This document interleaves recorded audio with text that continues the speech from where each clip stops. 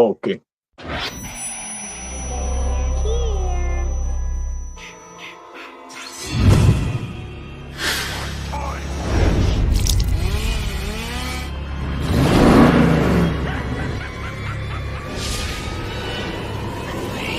Hello, everyone.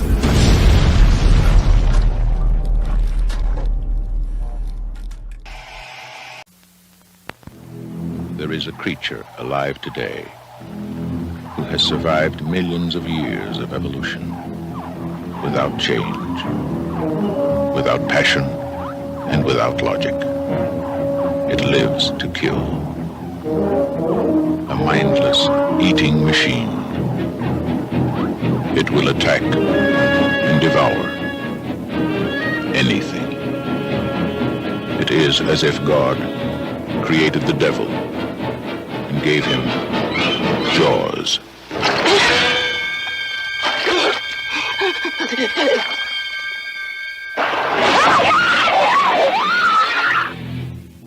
From the best-selling novel, Jaws.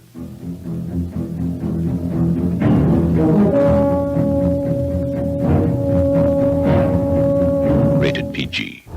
Maybe too intense for younger children. When you hear that theme, it's iconic. You just know what it is. There's something. There's something out there. There's something lurking in the waters. I don't care the beach is open. I am not going in the water. Because Jaws. And today, 50 years later, we are still terrified of the water. Thanks to this movie. Welcome, everybody. Horror 365 Live. I am your host of Mount Peace in the Northeast, Jimmy J, alongside the anesthesiologist himself, Swift, Wheelchair Flair. And we are here. We are doing a thing, talking about the 5-0. Jaws 50th anniversary this Friday, 50 years. Unbelievable, Swift. I can't believe it. Just seeing how much of an impact this movie has made on the film industry, and on, honestly, our psyche at the beach. Like, I still, what about you? I don't go in the water. I don't like to swim. I dip a toe. Maybe I get a little sand crab here and there, but I'm not going in there, man. What about you? Well, me, I'm a beach guy. So, I live a little dangerously. I jump in the water. I don't go too far, though. I might go about 15, 20 feet deep. I don't go any further. 20 feet? I might do that. But I don't want to know what's in the water. And believe me, I'm always thinking about Jaws. That's what it's done to us. Traumatized us. And but I still jump in the water. Well, good for you. I'll stay right on the beach. And I'll stay maybe right by the shore where the water touches your toes. That's it. I start to go in there. I'm looking left and right. I'm looking for the fit. I am as it is. And I love the water. And I love seeing the water, being by the water. But to go in there, you don't know what's out there. It's the fear of the unknown. You don't know what kind of creatures are in the ocean. And this one right here, Jaws, this is something you don't want to come across. And we're going to get into it today. I have something loaded for everybody here today. 50 facts for the 50th anniversary. We're going to go down that. We're going to talk about the impact it made on the beaches and in the water, what we were just discussing, and a couple other cool things here. I want to check the chat as always, see what's shaking and baking. The chat. Oh yeah, let's see. Oh, of course, Mama Swift in the building. What's up, Ma? Hey, Ma. How you doing? And then we got Paige. In the house. Paige is in the house as well. We got Paige in the house. What's up, Paige? Thanks for coming. Get caught up. Of course, Brooklyn lady Ellie. What's going on? She said yes. Or okay. There's a couple other messages. Lady Ellie. What's up, Ella? Veda we got Veda in the house, the horror film queen herself. What's up? Welcome back. Welcome back on it. We missed you. Welcome back. Missed you so much. Glad all is well. Drew, Monster Hey, Rider. we got the bat fan. Somebody Yeah. put the bat signal up, and he answered the call. The signal's up, baby. There That's you it. go. Matt Griffin, what's going on, Hey, my man? we got Hungry for Horror. Matt Griffin, check him out, everybody. Yeah, Matt's On your social media. Well,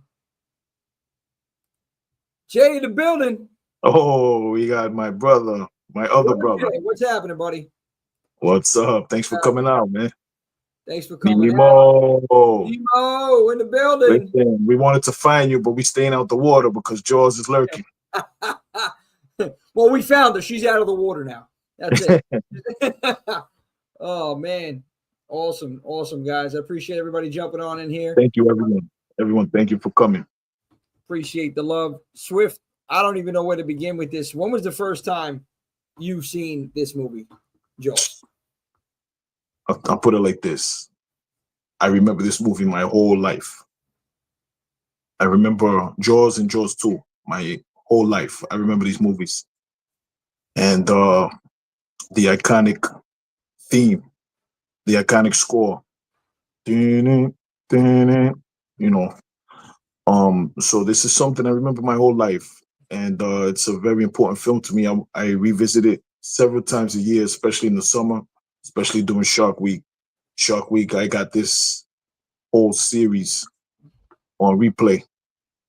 And it's always fun. The original is always fun. Yeah, the original. There was some sequels, which we're not going to get into today, but yeah, we don't even need to get into those. They belong in the deep end. Just leave them down there. But anyway, my opinion. But yeah, this is the only one I really truly acknowledge. The original, the OG, 1975. And we had just a cast, man. Great cast. By the way, checking this over here. Killer Reactions, Killer B in the building. What's going on? How we doing? Killer B. Oh yeah, man. I think about the cast of, Richard Dreyfuss in the movie, Roy Schneider. No, not Rob Schneider. You know how many times people get confused? Roy Schneider, right? Not Rob Schneider. Damn it. Again, casting. I think they picked the perfect people for their roles, respectively. What about Robert Shaw? Robert Shaw. Forget about it. Killed it. Quint was based on a true guy, like a real guy that was on that beach. I believe where they filmed. They based his character on somebody that was just like him, which I could see that on the shore. I could see one of those guys, just the way he held himself and the things he was saying. One of those fishermen that sail, that set sail on a regular.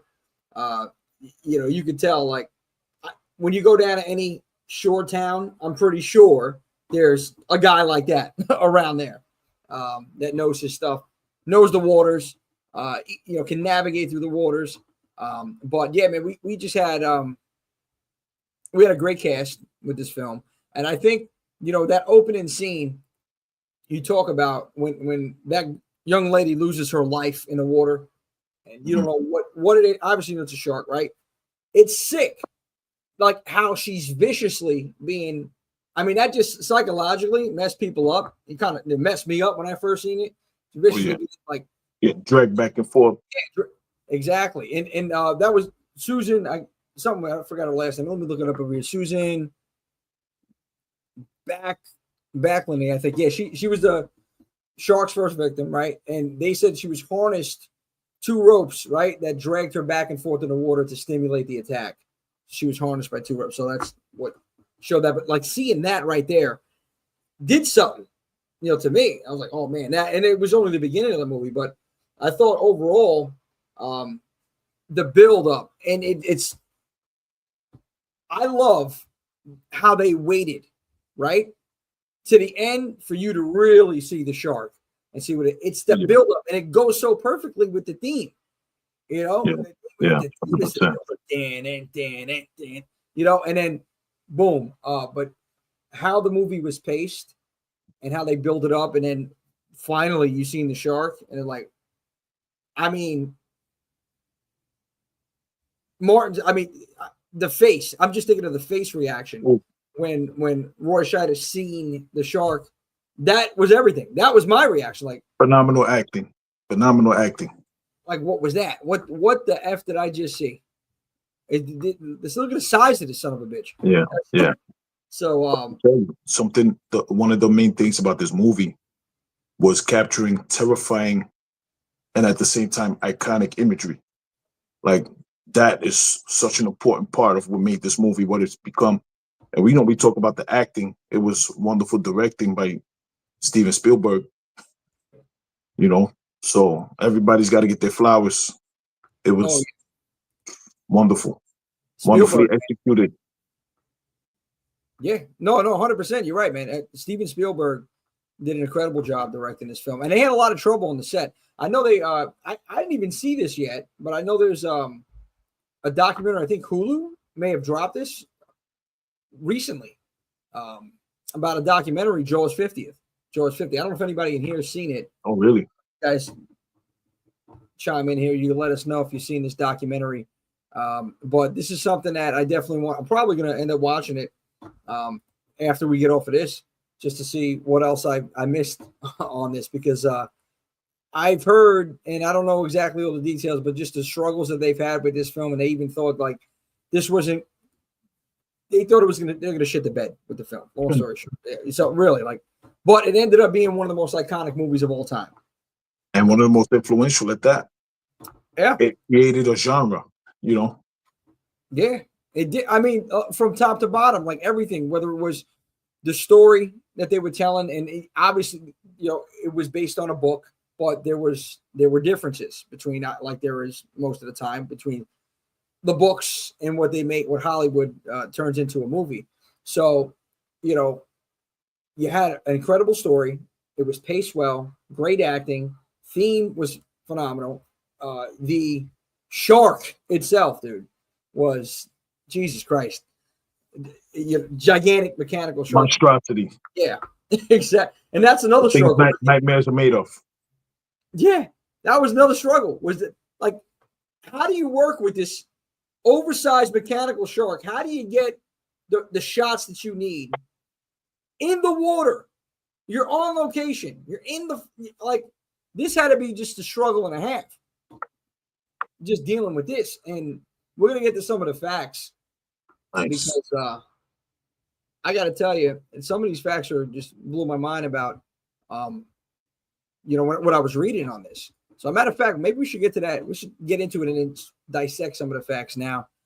Let's get to yeah, man. Let's get right into it. Talk about this. And while we're doing that, everybody, let us know what you think about this film in the chat. Yep. Oh, wait, killer reactions. The theme matched the feel of the movie. It started slow, and you could feel the tension build. Yeah, absolutely. Exactly now, this is the person to talk to. Killer B, Killer Reaction. That's the person to talk to when it comes to music and movies or music, period.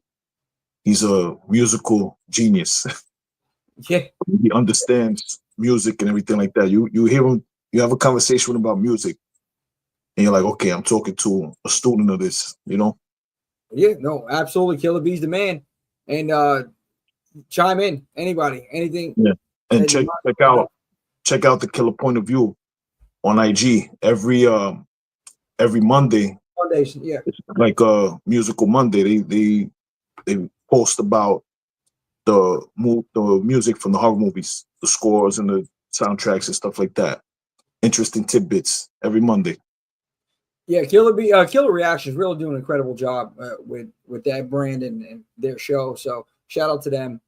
Really holding it down. I enjoy it, and it's very few shows that I listen to because we're always grooving over here. But that's one I definitely always make the time to listen, because really good points on that show. Killer points at that. But Monsterized Bad Fan. I remember loving Jaws 1 and 2. Saw on VHS very young, scared the what out of me. Saw part 3. The big thing with that was the 3D element. I mean, yeah, that 3D was just booming at certain points too. 3D was big. I remember even Friday the 13th everybody had to have a 3D movie at one point. But yeah, I wasn't. And it came back around. It came back around later. We'll talk about that later, though. Oh boy. But I was not really a fan of the sequels. This was it for me. Because I don't think anything they would have made after this you can't touch it. This was just so well done from top to bottom. And yeah, I think somebody even said in here, perfect movie. But we're gonna get to some of these facts. 50 facts. So hold up. We're gonna go down the list. Some of them we're gonna get into. So first one, fact number one, guys. The mechanical shark Bruce was named after Steven Spielberg's lawyer, Bruce Raymer. I think somebody had actually, Brucey. I think Brooklyn Lady had commented on that. So named after his lawyer, Bruce. You must have had one shark of a lawyer. Okay, he must have won you many cases. So two, that was bad. That was like a dad joke. Jaws was nominated for 4 Oscars and won 3: Best Sound, Best Score, Best Editing. There you go. No brainer. 100%. No brainer. Susan, the other was Susan. We just talked about this. She was harnessed with the ropes. That was fact number 3. There are 6 shark victims in the movie, including a dog, which is implied. That's fact number 4. It says 5 now. Spielberg was only 28 when Jaws was released. 6, writer Peter eventually plays a TV reporter in one movie scene. Then 7, eventually originally hired to write the screenplay, and Spielberg publicly sniped at each other in the months leading up to the release. I guess they had some issues. Number 8, Jaws was filmed mostly on Martha's Vineyard in Massachusetts. Yeah. And a lot of these facts people know. 9, in the original novel, the mafia puts pressure on the mayor to keep the beaches open. So it's not the town, it's the mob. You got to keep it open. Okay, we need some business. 10, composer John Williams. Got to give this man huge. This guy is like a legendary composer. Anyway, John Williams, whose career got a huge boost from this movie, was known as Johnny Williams back when he wrote scores for TV shows like Lost in Space. I don't know how that's a fact, whatever. 11, Carl, I can't even pronounce his last name, the primary author of the screenplay, plays the newspaper editor Meadows. Number 12, Jaws opened simultaneously on more than 450 screens in North America. Huge. 13, Murray Hamilton, who played the sleazy mayor of Amity, was chosen partly for his resemblance to Richard Nixon. Okay. I mean, I'm looking at some of these facts, and some of them we don't even need to really get into. We didn't even go down the whole 50 now that I'm looking at it, because it's stuff that most of us already know, and it is what it is. But there's a couple in here I guess we should take out. Jaws, based on an actual 1916 incident at the Jersey Shore. A rogue shark killed 4 bathers. 2 of them, oh my God, they were similar to the movie, how they died. So yeah, this is actually based on an attack on the Jersey Shore. Not surprised. You know, I've been noticing, like, even every summer, you've been noticing more sharks getting closer to the shore over here, man. Definitely has something to do with climate changes. Well, that's my opinion. The author of Jaws, Peter Benjamin, said in 19. Yeah. Oh yeah, look at that. Yeah, Paige, you just same thing. We just said. And actually, everybody follow Paige. Pages of Horrors. She has some good posts, very informative posts on the whole Jaws story, the real story. Yeah, definitely. Yeah, check out Pages of Horror.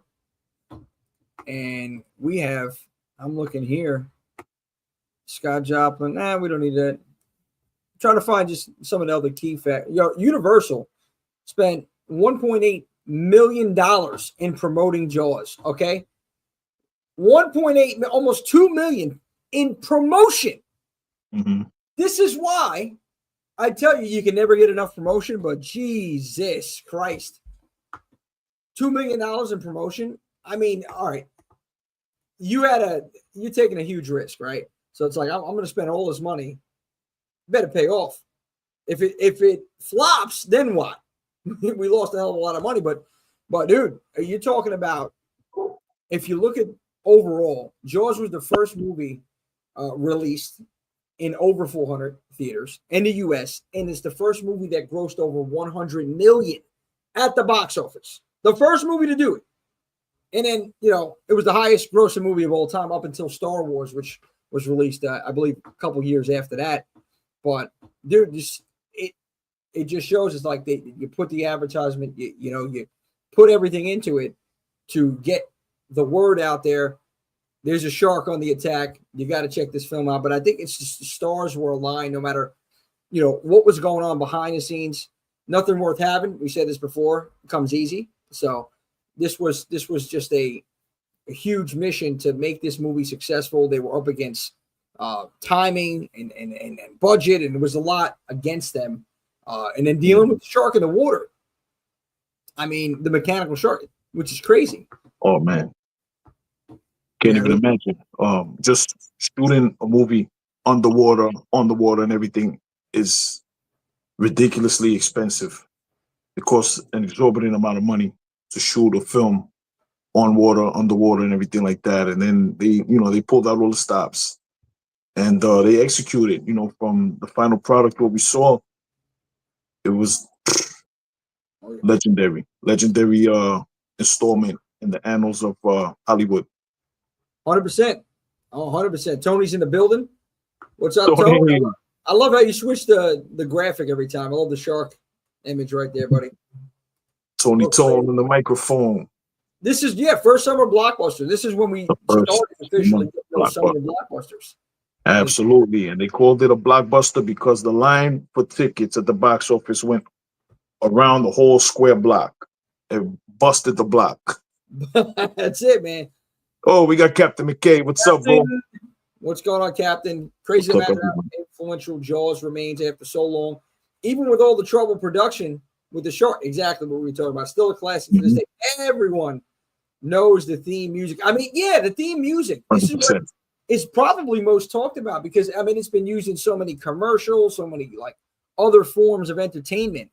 Okay, it's transcended through the years. I mean, the theme is, again, shout out to John Williams. It's a pop culture staple. Yeah. 50 years later. 50 years later, still being talked about, still using the theme. And it's just that I feel like it's so simple in the theme, but it's so effective. Oh yeah, so tense, Yeah, it just the build. Like again, we talked about that with the movie, but we're gonna get to the issues in a second. Some of the issues they had.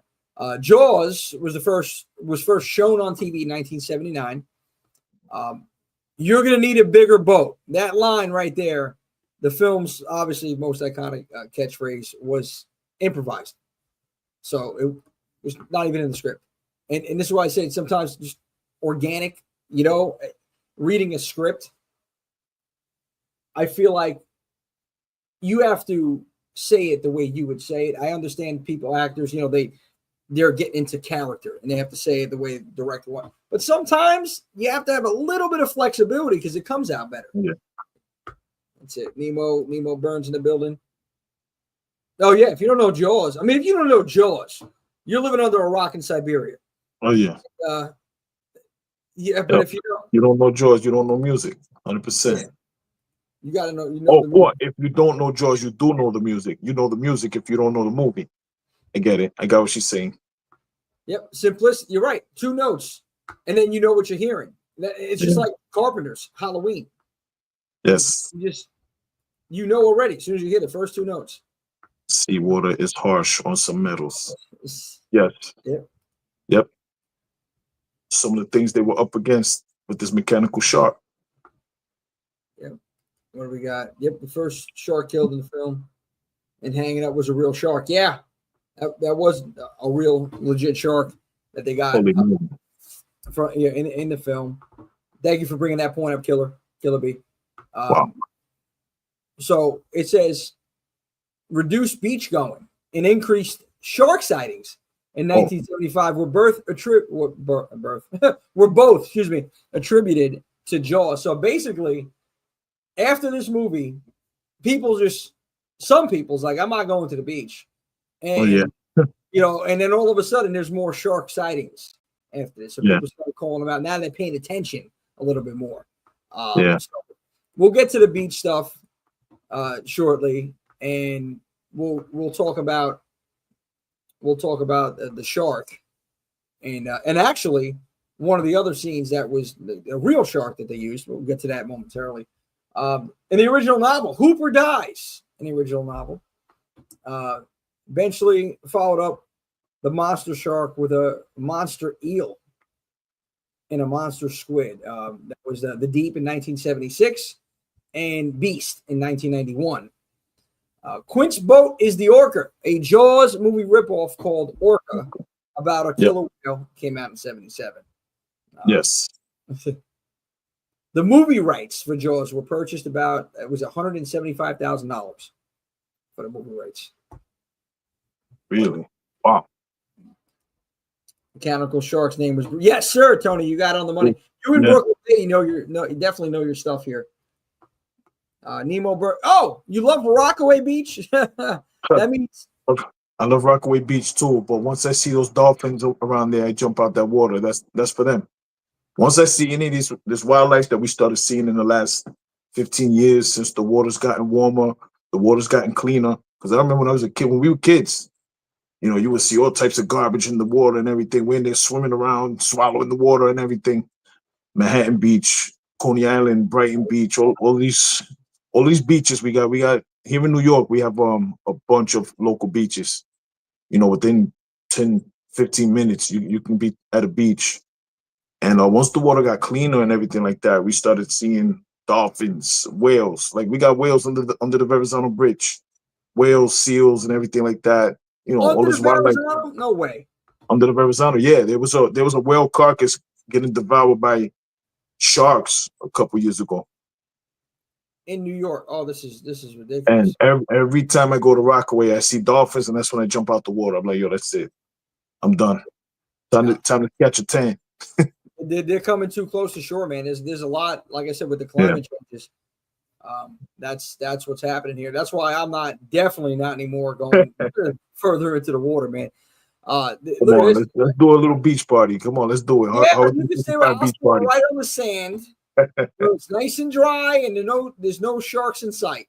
I'll dip my toe, and when the water comes, that's it. Just dip the toe in, get the feet a little wet, make a sand castle. That's it. I'm good. Spielberg skipped the final day of shooting and was afraid disgruntled crewmen would throw him in the water. It's just crazy. He later made it a tradition to be absent from his sets the last day of the shoot. I guess because of all the issues, like they just had enough, and they're like, I'm done. Yeah. This guy's gonna get it. And you know what? He was a rookie back then too. Oh yeah, he was a rookie filmmaker. And look what he created. Look at. I mean, from this point on, everything he's touched was gold. So yeah, man, he's started off on the right foot. Hey, Titi, what's going on? Titi Nelly in the building. What's up, Titi Nelly? Horror 365 beach party. I'm Let's down. Let's do it. That's it. Let's get it. It says here, Jaws. Okay, another fact here. Cost $12 million to make and ultimately grossed $267 million domestically. No surprise. There was a 2008 documentary about the making of this movie, and it was called "The Shark Is Still Working." A 2019 play about the making of Jaws, written by Ian Shaw, which is Robert Shaw's son, and Joseph Nixon, is called "The Shark Is Broken." So there's been a couple documentaries about the making of it. Yeah, Jaws has been rightfully accused of creating shark phobia, and has also been credited with creating more awareness of and a concern for sharks. And Richard Dreyfuss is one of the only 3 actors still alive. I don't know how many people are still alive. What we got here? Oh, Johnny Sparks. Yeah, Johnny Sparks. Oh, we got Sparks. Where's he at? I'm trying to get him on the stage here. Speaking about Richard Dreyfuss, he won't do any type of thing. Hey, what's up, Johnny? How you doing? What's up, fellas? Welcome. Oh, I think he's got a whopper. He's got a whopper. Bruce is back. I'm going down with the ship, but he's back. There he goes. Let's go. Reel it in. Keep up the fight. Keep up the fight. Let's go. I'm going down with the ship, fellas. No, you can't go. You need you. Woo! What's up, Johnny? What's up, brother? How you doing, fellas? Welcome. Good to have you. Likewise, man. You know me. I had to make an entrance, so. Thanks for coming on. But yeah, course, Richard man. Dreyfuss, bro. Richard Dreyfuss refuses to do any types of anything for Jaws because from what I heard or read, I don't remember which one. He believes that this movie caused so many shark deaths and stuff like that, so he takes accountability for a lot of it. So he refuses to do anything related to this movie. Wow, that's wild though. I Yeah. don't know. Wow, but Dreyfus is not like he's up there, man. And I think Yeah, he's up he was there. at a convention recently. He was doing some signings in some locations, but he's not. Don't expect much when you see him. He's not the nicest person I've heard. I don't know how true it is, but you got to imagine the guy's up there. He's. I think Think if I about was this movie was 50 years ago, and 50 years ago, man. he had to be in his 20s Yeah. or 30s. At that point, it's like I'm just waiting. It's unfortunately. We got Tony with a comment. Be nice. That's I'm waiting to die. That's it, man. There's creatures in the deep, dark ocean we don't know about, never even seen. There's more parts of the ocean that have never been explored. We know more about space than our own oceans. It's so true, Tony.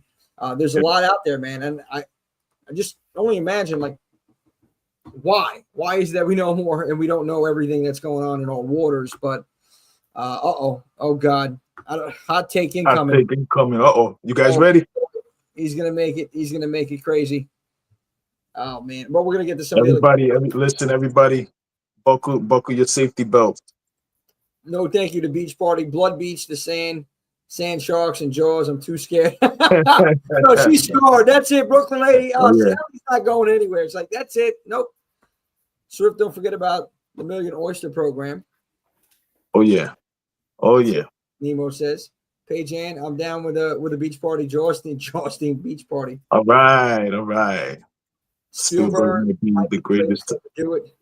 Listen, I don't think that's too hot of a take. I think that's an arguable take right there because he's been in all the genres and he's done solid work in all the genres. So I don't think it's too hot of a take. I mean, I think it's pretty uniform thought. He's definitely one of the best to ever do it.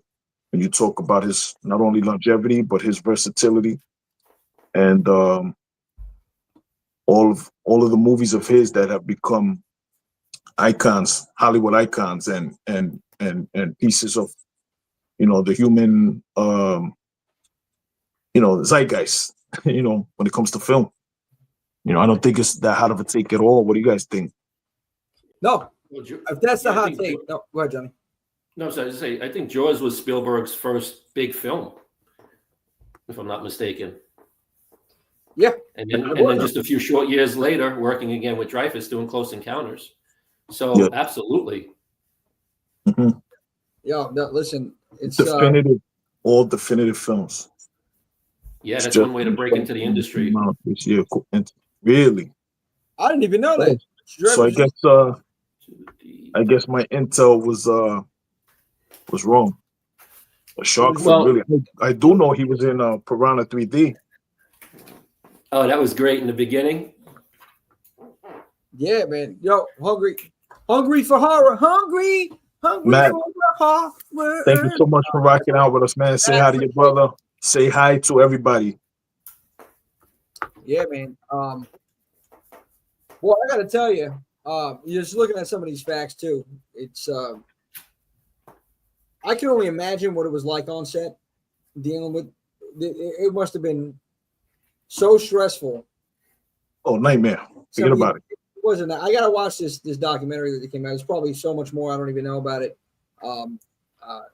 Just noticed it that they came out with something today. I'm like, oh wow!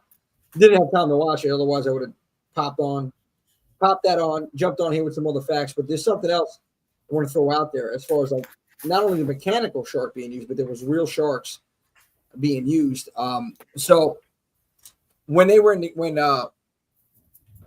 Hooper was in the cage, that scene right there, there was the real sharks. There was some other actor. It was Carl Rizzo. It was a shorter guy. They had to get a shorter guy because it made the shark look bigger on the camera. He was in the tank. And no, seriously, that's the reason they did it. So they would film and they would just keep going around and around the tanks. But when he was out of the tank, the scene that you see in the film of the shark just smashing and thrashing the whole cage was a real shark doing that from this that they filmed.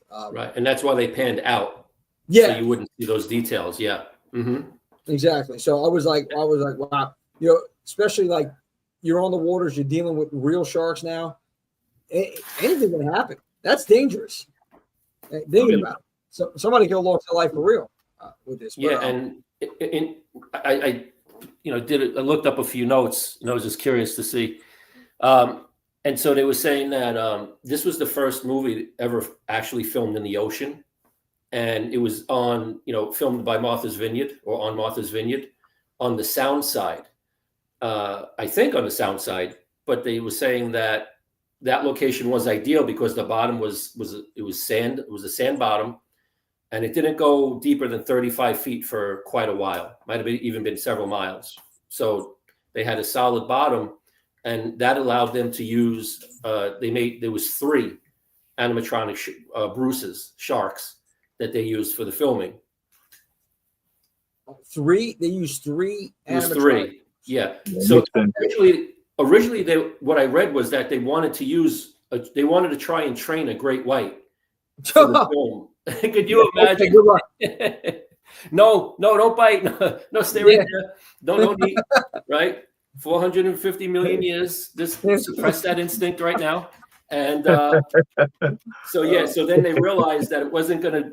Can you imagine? Hey guys, here's an idea. I don't know if we're going to have enough to give you any hazard pay, but you're getting in with a real great white, by the way. Now this is the experience of a lifetime. Come on. Look at it this way. If you make it through this filming, everything else will be a piece of cake. But so it was interesting that they actually were considering using a trained sharks, which they realized was not going to work. So they built these 3 animatronic sharks, named Bruce. And turns out that the name Bruce came from Steven Spielberg's lawyer. That's how they named Bruce the shark. So, Well, let me tell you something. They were able to work with the trained shark a couple years later in Lucio Fulci's zombie movie. They had the zombie fighting the shark. If you remember that scene underwater, the zombie and the shark had a fight. Yeah. He bit off the zombie's arm, I think, and the zombie bit the shark. That was actually his trainer. The shark handler was the zombie. So 2 years later, the shark handler was able to do something with his shark on camera for the Fulci's zombie. Did the shark turn into a zombie? I don't think so. But it's interesting, Swift. There was a movie. Let's see. I think it was called.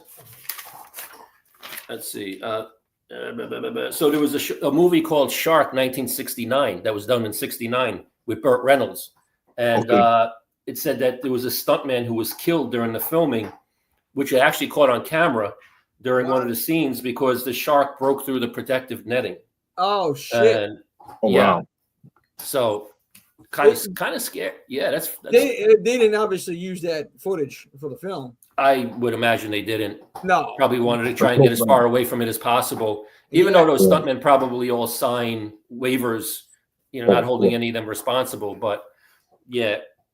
And what was the name of that again, Johnny? What was the name of that? So it was Shark, 1969 Shark.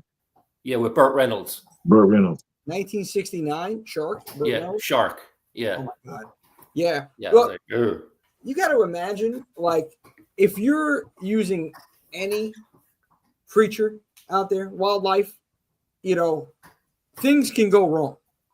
Nature could take its course. Wild animals like lions, tigers, bears. Oh my. Okay, sharks. Yeah. Somebody. I mean, listen. They might not be having a good day. They might have got up on the wrong side of the cage, and they're telling them this is too many takes for me. You got to take it easy.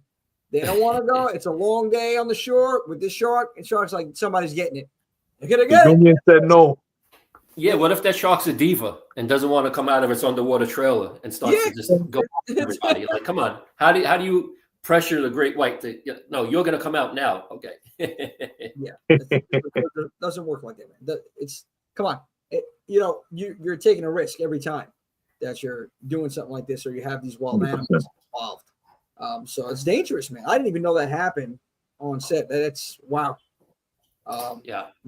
I can only imagine how did they finish that production after something like that?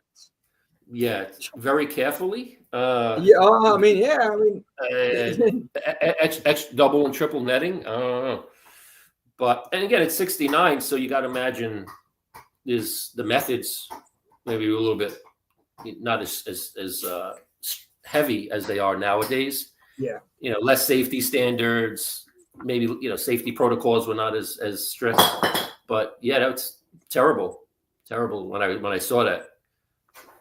Yeah, no, John Tony says maybe the shark was possessed because the name of the town was Amity Island. Maybe some Amityville rubbed off on him. You never know. Yeah, right. Yeah, what happened? How we go from friendship to total possession and psychotic behavior? Really, the Amityville house was in Jaws. Oh yeah. wow! I didn't Brooklyn Lady. I didn't even know that. Amityville Wow. house was in Jaws. Interesting. It was filmed in Long Island. Well, it was filmed in Martha's Vineyard, and it takes place New England, like in a New England town that was inspired by the East End of Long Island. Yeah, that's true. Yeah, it was. Yeah, that's the thing. I didn't even know the house was in the film. Amityville house. I didn't That's know good. that either, because I'm trying to think logistically. Amityville house is inland, so unless they kind of just edited the house in there somehow, because the Amityville house, I don't even know if it's so I'm thinking. Yeah, they probably took principal photography. It would be near the base. Yeah, had it been, because unless I'm mistaken completely, but that's more of the north shore of Long Island, and that would be on the Sound, Long Island Sound, not where Martha's Vineyard's down here. The Long Island Sound's over here. So, but you never know. Maybe they were able to edit it in somehow. That'd be pretty neat. I never realized that. If that's true. We always see that in movies where they take photography certain places and then they put everything together. Killer reactions. Put that landmark in there, right? It's a landmark. Yeah. Killer B. Never get in the water with a real shark. A shark. No. Pit bulls are sweet. I'm not doing that. I'm not doing that dumb crap. He's over there. Yeah. Come here, girl. Here's my land shark right here. Hey, our life for Hong Kong. What's up? What's everything? Look at Brucey. Well, my hubby loved it. Our dog is named Bruce after the shark. Wow. Oh, all life for horrors in the building. What's going on, guys? Yeah, thank you so much for coming in. Bruce, that's awesome. There we go. We got Brooklyn. The chair when I saw it. Almost fell out of here. Oh yeah. It's so funny. I was looking at some posts from Wrestling and Horror. Yeah. And he made a post today. I don't know if he made it today or yesterday. He went to the Amityville house. Oh man, hold on. This damn Mr. Softy. Ice cream. Go get us some, man. Come on. Go get us some.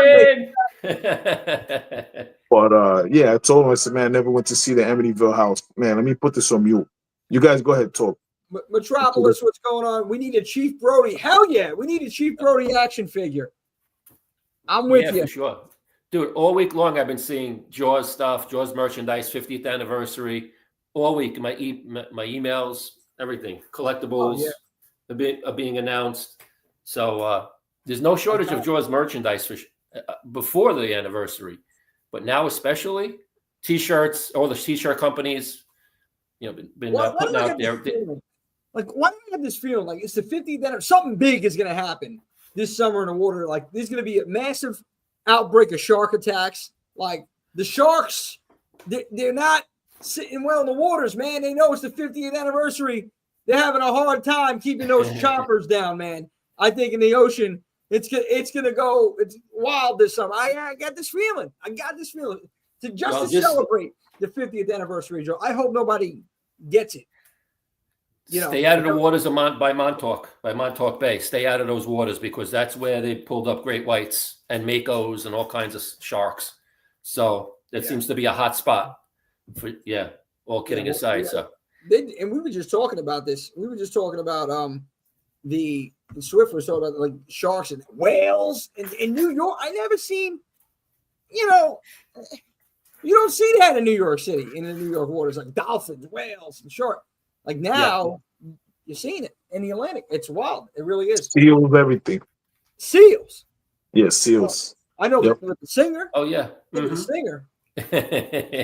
You might see him out on a beach, Jersey Shore or something. Maybe you never know. But I went deep sea fishing a few decades ago out of Montauk, and unfortunately, that was the only thing it was a tuna trip, and it was an overnighter, and the only thing that was brought up was 2 sharks, and the highlight of the trip, because the weather was lousy, was the boat got surrounded by squid, and then a school of porpoises, dolphins that were jumping all around out of the water, going after the squid. But I watched them they pulled up I think there were small sand sharks, and let me tell you, like you see that fight that Quint puts up in the movie, right? Yeah. He's in the chair, he's locked in. Bruce is peel and drag on him. He's got that 16-0 Penn Senator reel. My father had one of those after he passed away, and I went through his inventory, because that rod that I was holding, he custom made. He used to custom make rods and reels. So the 16-0 to reel, man, this thing is huge. And so you understand the scale of it, right? And so I was watching these guys on that boating trip, pulling up it was like a 4.5, 5 foot sand shark. The fight, like an hour to get that 4 or 5 foot shark up that maybe weighed 100 something pounds, was unreal. I can't even imagine. Like they said, he's about 20, 25 feet, 3,000 pounds. Like you see something like that in the water, and especially the water makes things look bigger. Oh yeah.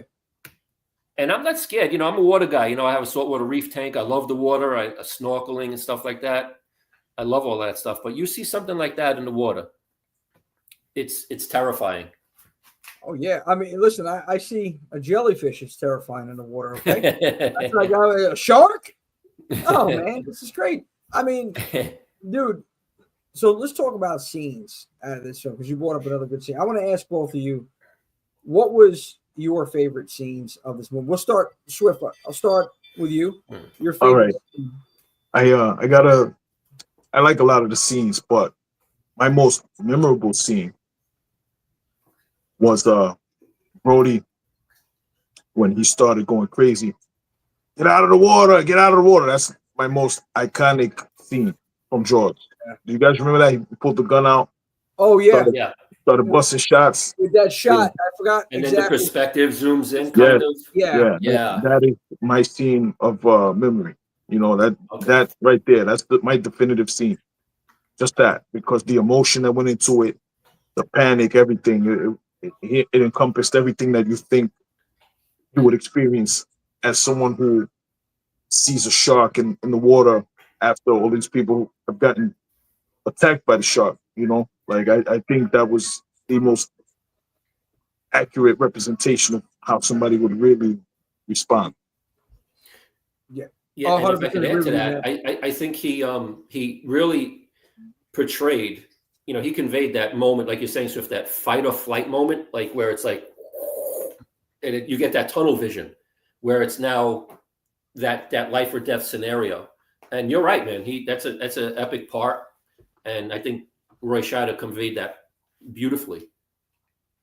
Yeah, no, that was one of my favorites. Not my favorite, but one of my favorites, because it was organic. It felt real, and the way the whole sequence was just done so right, perfect.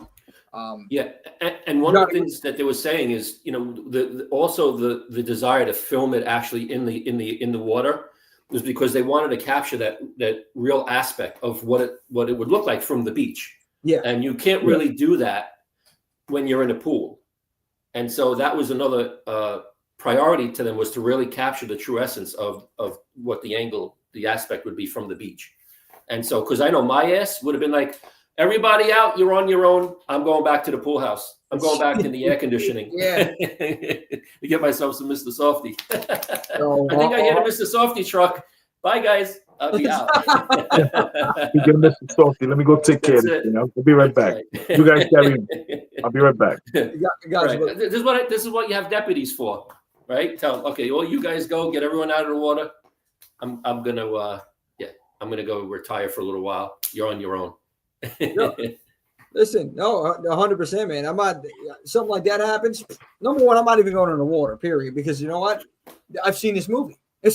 That's it. Right. It's like Right. this traumatized me. I didn't like going into the water as it was because I don't know what's out there. You know, it's just the fear of the unknown, right? You don't know what's going to come up from the water. You can't see everything. Of course. So it's like, all right, I'm screw that. I'll go in. Most I would go in is like knee deep. That's it. They still, bull shark will still get you. Hammerhead will still get you. Knee deep water. Yeah. So keep in mind, man. And yeah, no, but that's where I stopped. I just started dipping my toes. That's it. My feet. I'm not going in it. And that's the problem also, man, that the water here is so dark and murky. Like you're saying, your visibility is so low. Yeah. And once you get away, once you get further out, the visibility is a little better. But it's not like being in the Caribbean where you can see, right, you can see clearly. When the water's still, you can see clearly down 12, 15, sometimes even 20 feet. And then when you throw goggles on, I remember when I went snorkeling in the Caribbean, it was so nice. It was beautiful. Like, yeah, you could dive down, you could stay at the surface, and you could see everything clearly. And it was great. Got surrounded by a bunch of these little neon fish. Nice. And I was like, this is not good. Am I in the middle of a bait ball right here? I was like, oh shit. I started hearing that music in my head, like, and then it was great. The only thing I had was a rowdy parrotfish who was charging me a couple of times from his rock. I was like, oh shit. I was like, this parrotfish is going to come up and take a bite out of me. But better that than, Yeah, this guy over here. Something with rows of teeth. That's for sure. I'm going to go to some of the comments, and I'm going to ask you, John, about your favorite scene with Paige Ann. The shark. The sharks. Hey, Paige. They know it's the 50th anniversary. They're running rampant in the waters. It's going down. Brooklyn Lady, pee doesn't work on jellyfish bites, according to expert. Well, there goes that. So forget about that. Jaws eating Quinn was my favorite scene. Hey, Mama Swift. Mama Swift. That was a damn good scene too. For me, I love watching reactors jump. Pops in the hole at the bottom of his butt. Okay. Brooklyn Lady is what? So if you take a look, I'm trying to remember who put it out. Mondo. If you go to Mondo, if you like that scene, they're coming out with a collectible. I think it might be. I don't know if it's on sale today or tomorrow, but you can it comes with an accessory of Ben. I forget his name was Ben Andrew, whatever Ben Andrew, whatever the guy's name was, the first victim or the victim they find in the boat. Yeah. They give you his head as a prop, so you can stick it in Jaws' mouth. So just FYI. That's awesome. Metropolis, the opening scene is badass. Yes, it was. We got our autograph. Nemo, anyone lives in Brooklyn, I want to go to a block party. Well, you might have to go to a beach party first because it's that time of the year. We don't have a block party. Okay. Oh, yeah. I do miss that. Ben Gardner. Scene has to be the scene. Yeah, that's what it was, Ben Gardner. Thank you, Metropolis. Yes, Juneteenth. Okay, we're gonna get to some of the comments. Let's see. Yeah, I know. Sharks can still get you knee deep in water unless I know that's Johnny. Yeah, I'm screwed, man. Screwed. Game over. That's been happening. That's been happening a lot, especially last summer. Forget about it. The original Tony. Yeah, you got to be real. Yeah, the original. And I'm gonna put my Jaws on the telly. Yeah, hell yeah, pop it on the background right now, baby. Oh yeah. So, Johnny, your favorite scene from this film? I mean, the opening scene, of course, is great, sets the stage, but it's probably a very popular choice is when Chief Brody is chumming and he's annoyed that he's got to keep chumming, and he tells him and he yells up to Hooper, he's like, why don't you come down and shovel some of this shit? And then, of course, Bruce comes up he reveals himself to them finally, right? In all his gruesomeness. And then he walks back and Quint's sitting there working on whatever he was working on. And he, of course, the famous line, you know, you're going to need a bigger boat. On that note, Slow ahead. I can go slow ahead. Come on down and chum some of this shit.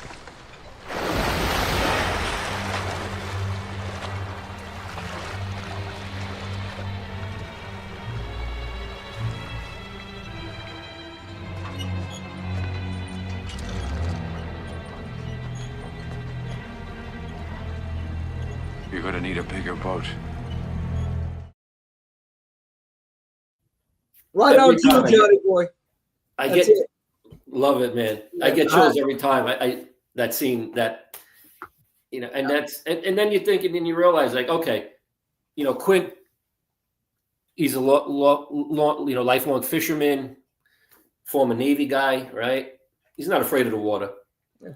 And I'm like, okay, the second I seen that shark and I'm in this old wooden boat, I'm out of there.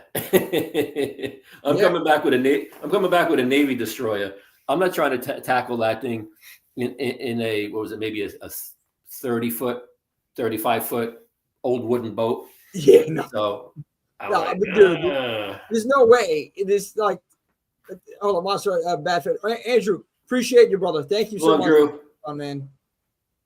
So, yeah, there's no way. If I would have seen, if I was Chief Brody, okay, and I see, here comes Jaws, Bruce, whatever, and the size of him, we got to go back. Like, we're going back now. We're not making it, man. He's bigger than the boat. What are we doing? And, You know? and that's what I love, that dynamic between Brody, right? You got Hooper, who's the, he's the marine biologist, right? Yeah. So he's fascinated. Brody's shitting in his pants. And Quint is like, we're going to bring in the big one. So it's interesting to see the dynamic between them. It's really interesting. And the casting, I think, is spectacular. I don't think anyone could have done it better than the three of them. It was just all three opposites, all three, just all different personalities. And yeah, and like you said, it just came together so well. If you would have added, has a fear of the water, right? The whole idea is, right, this poor guy, he's got a fear of the water, and he gets dragged out into what could be a worst case scenario other than fishing from a kayak. I mean, So, and he really, again, he conveys all of that fear in all of the expressions, even when he pops up and he walks backwards with the cigarette hanging out of his mouth. That he really conveys that fear well, and you start to kind of feel it a little bit yourself. Oh yeah, right, exactly, Tony. Comes with a cigarette hanging out of his mouth. Movies aren't the same, dude. That's true. When I see something like that, I'm like, this guy's badass. Like somebody, it's just, with the cigarette hanging, doing it's old school. It's we don't see a lot of this. And you got a guy like Quint, man, who's especially what he survived with the whole incident with the Indianapolis. That whole story, that whole thing is crazy. And supposedly he was uncredited for rewriting that whole monologue, for rewriting that whole monologue. So that was interesting. And that part as well, I got to say, as far as favorite parts go, when they go from joking around, drinking, party, having a lot of laughs, to when they realize he's not kidding, that he was really on the Indianapolis when it went down in World War II. And when he starts to tell them that story and how the mood just shifts. Yeah. And they realize, holy shit, this guy survived that. Yeah. And then he finished telling the story, and then he just goes right back to the partying. And that was like the older generation, the battle-hardened veterans, man. Dynamic storytelling. Dynamic storytelling. Incredible, yeah. And you could feel it. You could feel it when that scene was on. There was no way you could not feel it. If you don't feel that, you ain't got a pulse. You know what I mean? Yeah, for sure. No, just incredible actors all around. Incredible. Yeah, and it was something about the times too, like 70s, 80s. way I guess the world was, it was wild. It was like the Wild West, really. But obviously movies have done this for forever. They spoke on that particular time period more often than not whenever the film was made. So you would see things around that time period. It was a different world then, 70s, 80s, and the characters, going back to that, like what you were saying, like you get a feel for them. Dude, the writing was so well done because of that too. You got behind the character development was great in this film. You got invested in these characters. They were all different and coming together. The chemistry on screen, it was just like the stars have aligned, and that was one of the big things about this film. Because I think if they would have added, let's say, one other person to the mix, that trio, it wouldn't have been the same. If they would have took one of them out, it'd been good, but it wouldn't have been as good as it was. That's what I feel. Yeah, and from what I read is that Roy Scheider and Richard Dreyfuss weren't even cast up until a week before filming, because they were having such a hard time finding the right person to fit those characters. Yeah.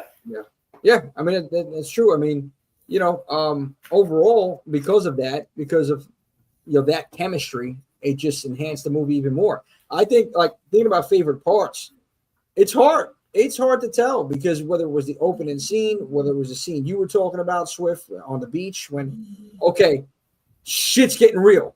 Everybody out of the water, this is it, going down. Whether it was, John, the infamous boat scene. I can't even pick one. It's just the entire film from top to bottom, how it was done. You think about, here's the chief of this town, and he has to make a decision. He has people, this is business, big business. Mayor's like, no, we need this open. It's the summertime. Beach open. We need tourists. We need to make our money. And then, you have a serious issue that's going on. There's a shark in these waters. Killing people. What do? We're going to cover it up, give it a shot, open it up, and look what happens. And then that little boy gets taken. Yeah. And then he feels like complete shit. And we go from there. And it's like, the whole thing, how they thought they caught the real shark, and that wasn't it. Just how the film was put together, how it was done. It was organic. It was believable. It was something that I could see happening in any town. The same scenario, because the mayor, the town folk want their money, being greedy. Come on, forget about the issue. It's not everybody's good, and until something happens, then what? And then that's on your conscience. But it was just an incredible film. Tony says over here, let's see, how you think Jaws would fit in today with all the shark movies? 47 meters down. Oh, Meg is another one, another good one. He has to try to please everyone, and you can't. Spielberg, I guess you were talking about, allowed ad-libbing. Yeah. That's a good point too. I mean, like we were saying, and that whole go ahead, John. Yeah, that whole Indianapolis scene, the fact that they let Robert Shaw structure that whole monologue was just fantastic, because I couldn't imagine it being any better. I mean, listen, and also Spielberg was a rookie. I don't think with these heavyweights that were acting, I don't think he had much of a choice. They probably said, "Yo, kid, this is what we're gonna do. We know this business." Yeah, I'm pretty sure they bullied him a little bit. Yeah, because Robert Shaw, he had been in the business for quite a resume when it got to that point. And also, I just wanted to add, do you know that apparently the movie was based on real events? Apparently in July of 1916 off of Jersey, I don't know where in Jersey, 5 people were attacked by a juvenile great white, and 4 were killed. Yeah. So apparently this was part of the inspiration for this movie. So, yeah. I mean, no, John, it was real. I'm glad you brought that up. I'm glad you brought that up. That was one of the facts that I found on here earlier, but before you jumped on, we were talking about that briefly, but I'm glad you brought that up again, because this is a lot of these movies are inspired. A lot of movies that are made are inspired by true events or events that happen that just get amplified by how many amount, depending, whatever it is. And this is something that can happen anywhere. to anybody, or anywhere in Shoretown, obviously, by the waters, to anybody. And, you know, it just psychologically messed so many people up, man, because it was that damn believable. Brooklyn Lady Ellie, hold on one second. Oh, you were talking about the mayor. Yes. Okay. So the mayor, yeah, he has to keep safe and still make the seashore and people their money. Yeah, but you know, how do you do that? Like, what do you do at that point? I think the right thing was, if somebody got attacked, you know, shut it down temporarily, figure out what's going on before anybody else gets hurt. Yeah, that's corporatism. That's corporatism for you. Oh yeah. Yeah, you know, we could have a few casualties. It's okay. It's acceptable. You know, it's not that extensive. A couple people don't make it. They don't make it. That's it. Yeah. Listen, have 3-4 kids. You lose one, you got 3. You know, you got a few left over. And you save money in the long run, right? That's mentality. But you know, I just don't understand too. How the hell was this movie PG? Again, speaking of the times, how was it with some of the scenes, like, I guess, that were in this film? How was it PG? You think it's was the theatrical release just as we see it? Was there anything left out in the theatrical release? I don't think so.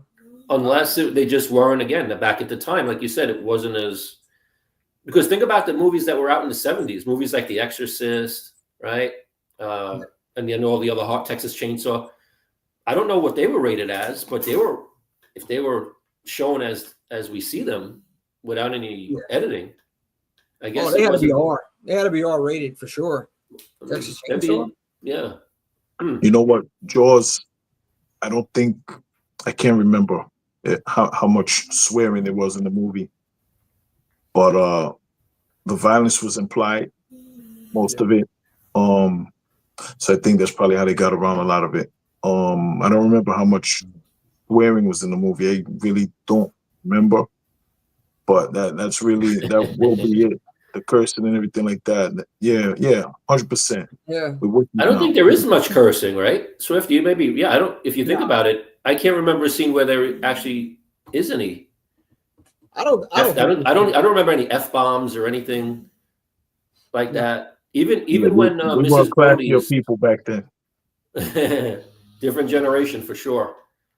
It's well, I mean, I guess now thinking about it, but I was thinking about the shark attack and the attacks, and like you said, there was a lot that was implied, but I'm looking at today's standards, and like you said, Ellie, yeah, that's nowadays society's gotten soft, and that's just what it is, with a lot, and then, you know, take it as you want it. I mean, it's different times.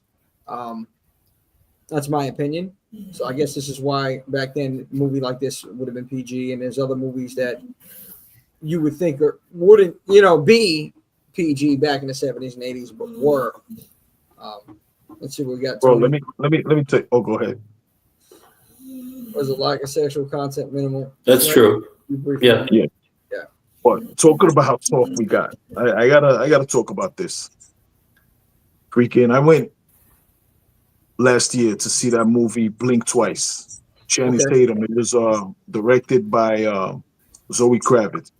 Okay. Rated R film. The beginning of the movie, there's a trigger warning.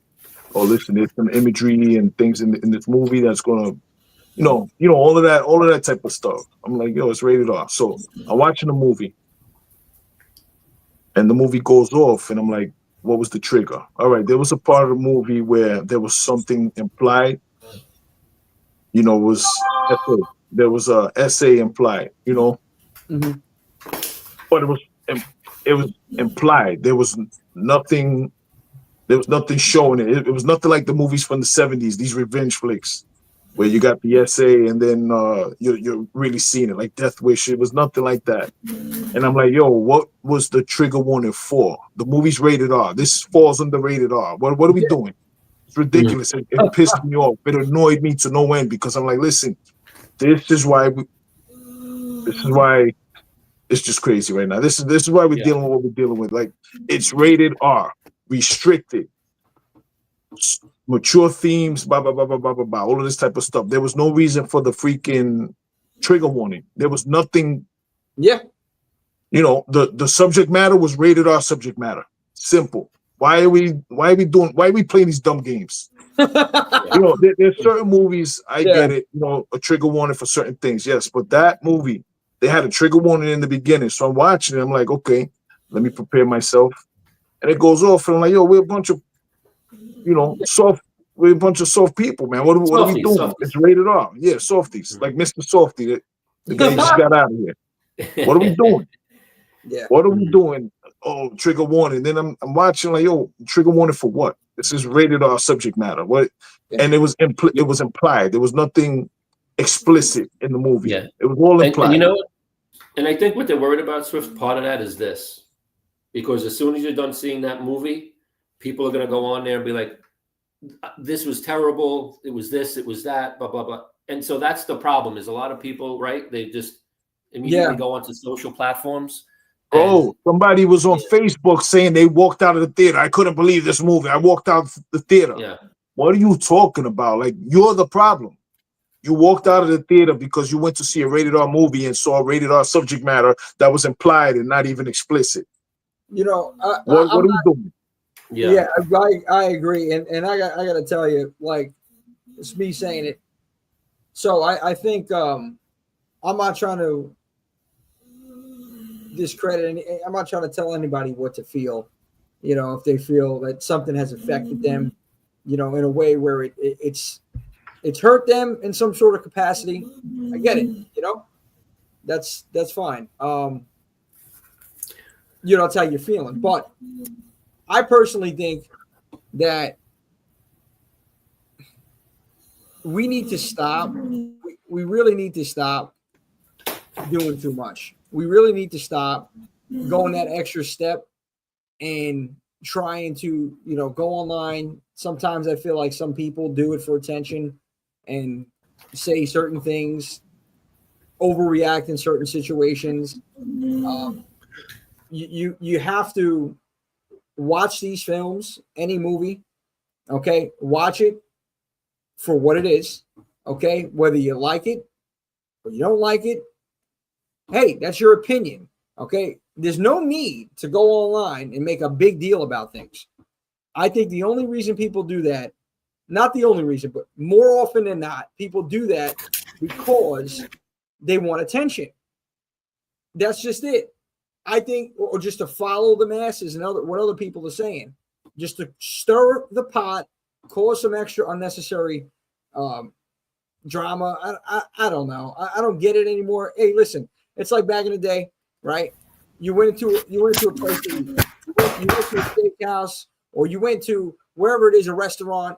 You went there, food sucked. I'm like, you know what? It sucked. I'm not going back. I'm not gonna go online and be like, hey, well, this restaurant did it. I'm just not going back. I learned my lesson. That's it. We're done. You know? Yeah. Well, it's the quest to be heard. It's the quest to be heard. And if you feel that way, you know, there's a rating system for a reason. Just watch G-rated movies. Watch PG-13. It's very simple. We're going to get to the point where we're watching R-rated horror movies, and they're not going to be able to show the killing on screen. Like, we're getting to that point. Well, people, you know what? If you're going to see a film, right? Assuming it's not real, or maybe it is, whatever. It's the interpretation of these, you know, the director, the producer, writer, whatever. And if you choose to be offended by what you're seeing on the screen, okay, fine. Just get up, walk out, and say it's just not for me. But there are people who may feel differently. And again, we say that filmmaking is artistic expression. And so, I mean, come on, if we want to nitpick every little thing, forget it. We could go start from the movies going back to the 60s, 70s, 80s. We could go to dissect every movie and find things a lot worse than we see nowadays.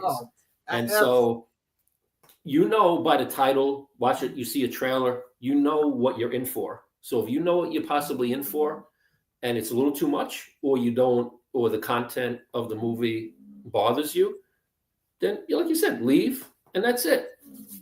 Don't start. I mean, why try to tear it down because of a preference of yours? Yeah. And what do you think? What do you people think in the chat? Like, are we off base with this? Are we out of touch? Like, tell us. What do you think? Yeah, I want to know. I'm looking here Yeah. because, of course, No. Brooklyn lady says right here, Bambi's mom was Bambi's shot. mom. Snow White's stepmother sent someone to cut out her heart. Lady and the Tramp, a rat Mm. they tried to kill the baby in the Wizard of Oz. Come on, I mean, yeah, Disney, And those are animated movies. animated Disney movies. Bro, I remember watching. I don't know if it was Mickey and the Beanstalk. No, it was a different movie with Mickey Mouse Yeah, and the giant. The giant came into town. This is one of the old movies. I don't even remember the name of the name of the segment. yeah. But the giant, he was a doofy bastard. He went after the houses and he grabbed the houses. The roofs were made out of straw. Johnny, you probably remember this. And he grabbed the roof off of the house. He rolled it up. You know, I forgot what he put in it, but he pretty much rolled a blunt. And he took a stove from inside the same house, lit it up, and he's puffing. Do you remember that? You remember that Mickey Mouse flick? I do. I do vaguely. I don't remember that. Yes. Yeah. But if you go back, he licked it. He's like this. He rolled up the split. He licked it. Yes. Lit it up and puffed that fatty. That was like early, wasn't that like 50s, like early 50s Disney? 50s, probably, yes. Yeah, it was old. It was 50s, old, early 60s Disney. Yeah, and that was dark. Let me tell you, those early Mickey Mouse cartoons were dark. Yeah, they were. Dark. Yeah. But they were short, and he rolled the blunt with one hand, so he showed everybody how to do it. Oh, Nemo says that's skill, man. Let's see where we got. Oh, wait, hold on. What we got? It was rated PG because according to Natural Predator. American. Okay. Film professor. It was argued a natural predator attack. Okay. I wonder what all the movies what they were rated that came after it. Trigger one. 13 Reasons Why. I never saw that. No, Meg movie, Megs. There were other movies. There's other shark movies. There was that one where they got left behind and they were floating around in the ocean. That was based off of a real story. Oh yeah, that was Open Water. Open That Water. was a true story. That's a true story. Yeah. Yeah, based on true story. Yeah, true events. And so I wonder in some of these Open movies, Water. the Meg and all these other ones, like how they rated them, because I don't know. Yeah. Scenes of people getting eaten. I think the Meg was PG-13 if I remember correctly. I saw 1 and 2 at the movies. Listen, I love these types of movies, man. Look, I call them creature features. I love them. Piranha 3D, Shark Night 3D. I love these flicks. Every year in July. Yeah. That's my playlist. You know, Jaws, all the Jaws flicks, and then Shark Night, Sharknado, Piranha 3D. So bad it's good. Oh, yeah. I mean, you know what? But this all of that. It started here, I feel like. They put these obviously we had creature features before this, but like put sharks on the map in these kind of movies, these water movies on the map, man. Jaws. And again, it transcended entertainment, man. If you think about like the theme, we talked about how iconic the score is, the theme. And this movie, again, it felt so real. It felt so real because it can happen. This can legitimately happen. And I think that's what terrified a lot of people. I wonder what The Birds. Remember the movie The Birds, the original movie The Birds? I wonder. Right? Yeah, I wonder what that was rated, because that was pretty. I think for the time it was probably rated G or PG probably. They even I have mean, all I could those actually ratings. look. I got it right behind me. I could look. Oh, and see what the rating is. Give me a I'm second. wondering, because if you think about, the 80s had some weird shit. That's for sure, Tony. Some weird shit. I said, no way today's movies would get away with how sleepwalk. Oh God, about sleepwalk camp. They took Angela into the back room. The cock meat sandwich. It's oh my God, put it down. Oh God, Tony. There's no way. The Baldies from The Wanderers, right? Yep. So I got it right here. Oh, nice. Oh, look at that. And nice. on the back it says PG-13, but I know PG-13 didn't exist when this movie came out, so I'm gonna go on a limb, go out on a limb and say it was PG. Yeah. Okay. Yeah. Yeah, but to your point, right now it says PG-13. Okay, interesting. Yeah. Yeah. Because you had all of these movies, right? You had the Attack of the Killer Bees, you had a couple of bear movies, wolf movies, all of these animal attack movies, the piranhas. Wow. Yeah, no, the 13 reasons why they showed reasons why they killed, suffered a blade to her wrist in a bath, and then they took it down. And in the second Yeah, they season, took it off. I remember hearing about that. yeah, so yeah, that's. I mean, Yeah. you know, yeah, things like Well- that. Okay, I guess you know it could. You have those one. Go ahead, Johnny. You say someone who had who has had teenage kids when that thing was out, that 13 Reasons. Yeah. I was just kind of like, you know, if Yeah. I remember what happened, what transpired during that whole thing, my kids saw it, and I made sure to have a conversation with them about all of that stuff because, you know, Yeah, I mean, yeah, that's something you need to. Yeah, that's something you need to talk to. I mean, there's certain things that certain films, certain series, whatever like that. Yeah, I get it, but the rating system, Swift, to your point, is there for a reason. If it's R, you know what you're getting. Come on, how many R movies did we sneak into when we were kids? Oh, forget about it. Yeah, it's all there. Listen, I didn't have to sneak. I didn't have to sneak. I was Chicky's son. I didn't have to sneak. Yeah, That's I true. was everywhere. It was, man, it was just Some of us had to sneak in. Some of us.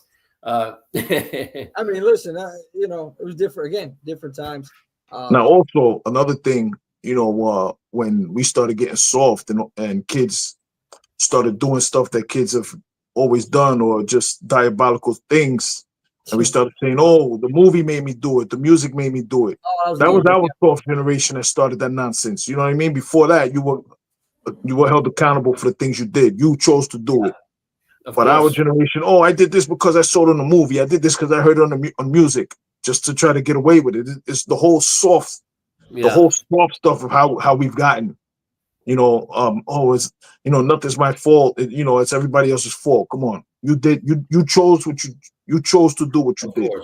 Absolutely. Now you have to be held accountable for it. You know, so I will when admit, that started happening, that's when they started doing all of this with the movies. You know, I remember, if you guys remember that movie, The Program, came out in 1994. It was a college football. Yeah. There was a part in that movie where one of the hazing scenes, they were laying down in the middle of the highway in the dark or something like that. Yeah. And kids started getting killed doing it. So they removed it. The movie was still in the movie theater. And they took that scene out of the movie. They're like, yo, these idiots are recreating this dumb shit and we can get killed. So it's our responsibility. We don't want it, you know, putting a black eye on our film. It's going to hurt the business. So we're going to just take the part out. So it started with us. This little bullshit. I'm sorry, let me make the curse. Look, I'm over here talking tough, and I'm afraid to curse over here. But I don't want to curse. But it started with us being just, you know, not holding ourselves accountable and trying to blame everybody else for what we're doing when we choose to do dumb stuff. It started with us. Yeah, so we're to blame. For sure. Our generations. Yeah. I mean, listen. You know, right, Johnny. I'm sorry. Some of it, you know, you gotta chalk some of it up to just not a lot of common sense. Some kids, you know, they just didn't have a lot of common sense. Yeah. Hey, there never was, but you had to develop common sense because if you know, you had to develop it. You know, you learn the hard way. Yeah, like what in your brain says it's a good idea to go lay down in the middle of a highway? Yeah, you know, like come on, you know, it's. I think they confuse us Gen Z to being wussies, but there's a lot of trauma stuff happening to kids and teenagers that some people don't get help for. That's something that, you know, if they need to speak to somebody. I mean, there's a lot of real things happening in the world today, especially now. All the work that 1 or 2 did. 100%. Okay. Yeah, but there are things. And again, for me, it's not about saying, well, this person's soft. Again, I'm going based on how we grew up. So yeah, there are some things out there that's real. Sometimes you can't expect everyone to handle the situation exactly how somebody else would handle how. And grief is grief, man. Yeah, exactly. Yeah. Look at how when she lost her kid, and you know, going back to the movie. Yeah.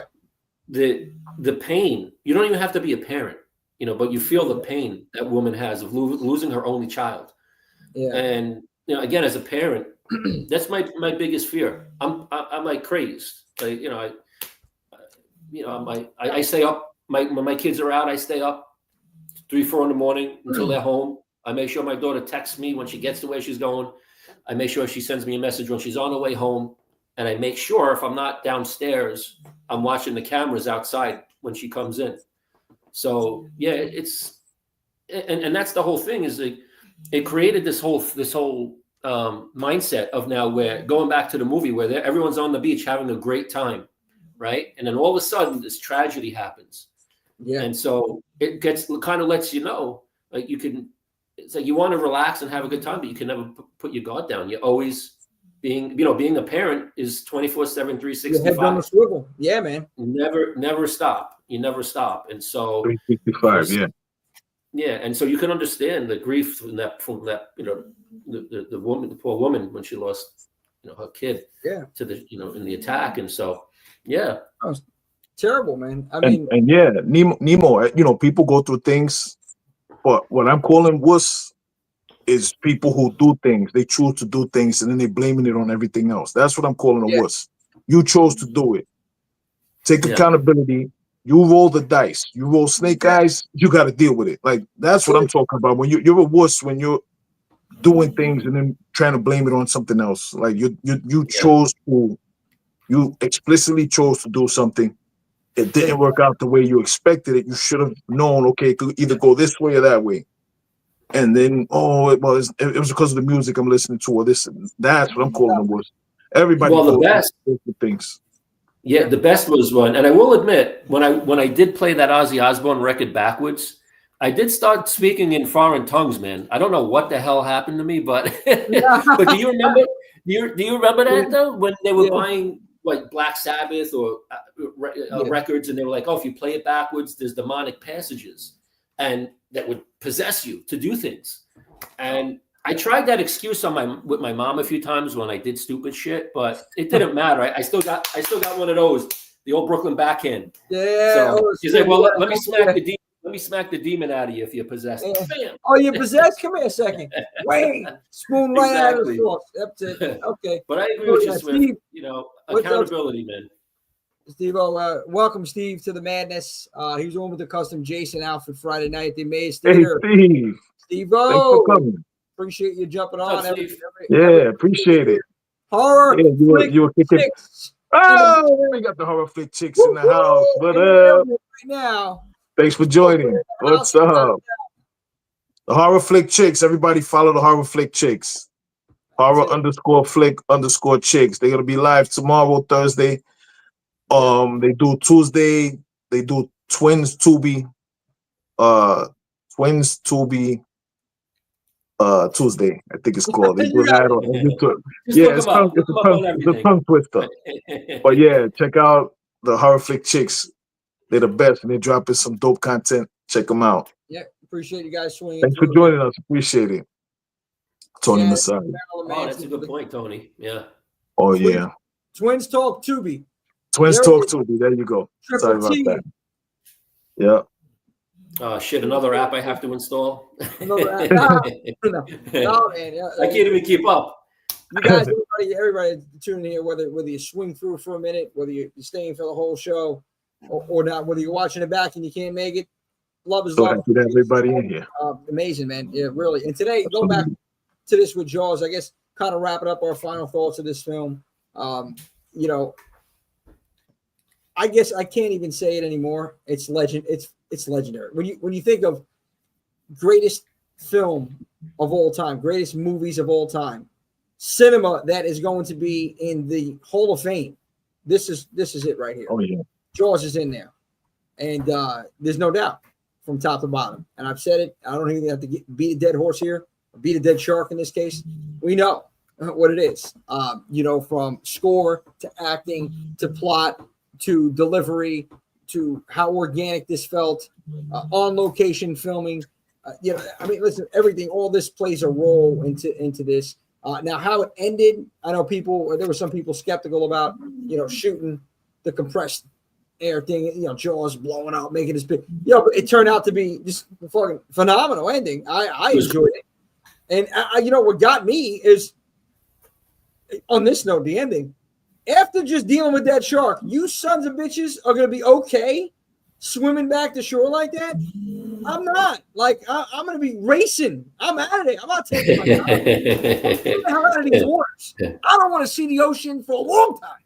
That's it. Oh my god. But anyway, that's my final thoughts on there. Steve, Definitive, iconic imagery, terrifying imagery, lasting imagery, Yep. masterpiece. Yep, that's it, man. Steve-O, thank you, man. Custom stew mask. I think you would. Yes, you came to me. You told me about that, and your getup was amazing at the event. By the way, at the Emmaus Theater, what a show that was. I'm still on that high from last Friday. It was just phenomenal out there, which I guess we could talk about briefly after we wrap this up. But I want you guys to, go ahead, talk. Get your final thoughts here. Yes, you're right. You're right. If you overanalyze a movie, you ruin it, 100%. Johnny, Swift, you guys take the floor. Your final thoughts on Jaws, 50 years. Get it, Swifty. Hell, you want me to After go? you, sir. Jaws, it classic, started a genre, the aquatic creature feature. Started that, trailblazer. So many things from this movie have been used afterwards. I know whether I was at the beach as a kid or at the public pool, we were playing Jaws. You would do this, and you would sneak upon your friends. Yeah. It influenced a generation and influenced just film, Hollywood. Like I said, it's a masterpiece. I love it. Revisit it. I think everybody should watch it. Masterful performances. The visuals were amazing. The visuals were, listen, it was just a master class in filmmaking and adapting a book to a film. Yes. And that's what I got. What do you guys got? Oh, it was great, Swift. Awesome. Absolutely. So, a couple other things, just fun facts. So, John Williams, the guy who wrote the score for the movie, he won an Academy Award for the score. And how iconic is the theme music that's been used in so many movies afterwards. And then, interestingly enough, the author, so Peter Benchley was the novelist who wrote this. He wrote the novel in 1974. In 1977, he did another one called The Deep, also with Robert Shaw in it as well, which was also, obviously, The Deep kind of gives it away. It's aquatic themed. Yeah. So interesting that this guy Peter Benchley had a thing for underwater and aquatic themed novels, and so Robert Shaw was in that as well. So if you get a chance, check that out. Let's see, and then Robert Shaw, sadly enough, he passed away at the age of 51 in Ireland. He had suffered a heart attack while he was driving, and this was in 78. So it was only just a few years after filming these two movies. Was that cool? Wow. Yeah. So okay. Yeah, and then let's see. I didn't pick up Scheider's info on that, but yeah, the Murray Hamilton, the mayor, he passed away in 86, and then Lorraine Gary, which she was actually married. I think she was married at the time to the president of Universal. So Chief Brody's wife. If I'm not mistaken, she was married to the president of Universal at the time, and I think that's kind of how she got the role as. She was a great actress anyway, and so she had a bit of a resume. But yeah, so that was interesting to know that she was married to. It helps when you're married to the owner of the company, But she passed away sadly in 2019. Also, a tremendous actress, and Murray Hamilton, who played the mayor. Also a great actor. He passed away in 86. Other than that, yeah, man, it's just I can tell you, that story. If you get a chance, look up what happened in July 1945 with the Indianapolis. That story that Robert Shaw talks about. It's a true story, and so it's a scary story, and it kind of shows you that the horrible side of humanity and things that happen. What war, the ugly face of war. Yeah. And so I would say that war has kind of transitioned over to the aquatic world, and reefs, saltwater reefs being decimated by commercial fishing. The shark industry is massive. Hundreds of millions of sharks are netted and killed every year.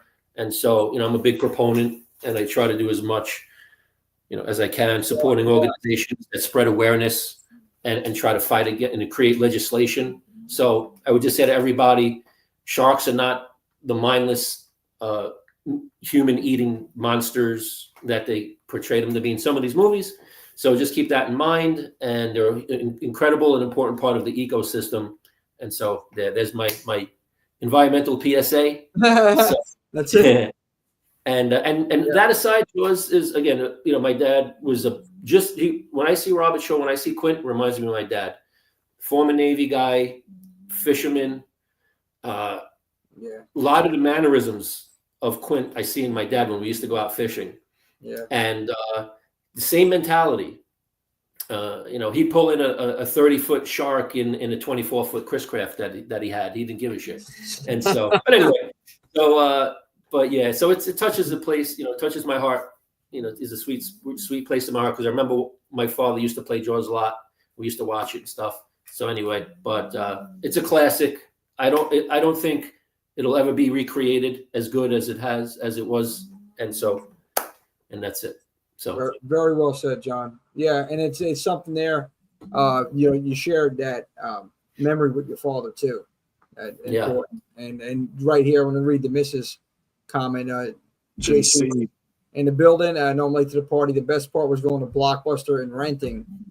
It was with my dad, and it became one of his favorite movies. So you share that bond, with your loved ones. So like some of these films, it's just, and I look at it like with all films too, it's more than just a movie.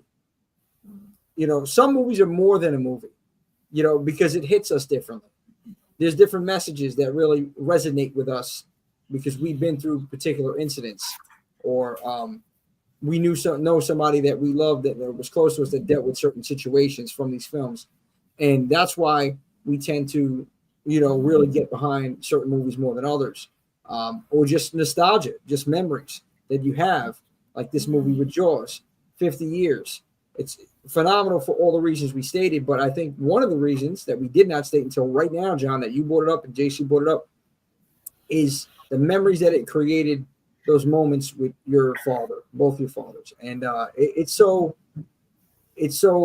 important, to create those memories with your loved ones, because again, we're not here for a long time. We're here for a good time. Yeah. That's something that you remember.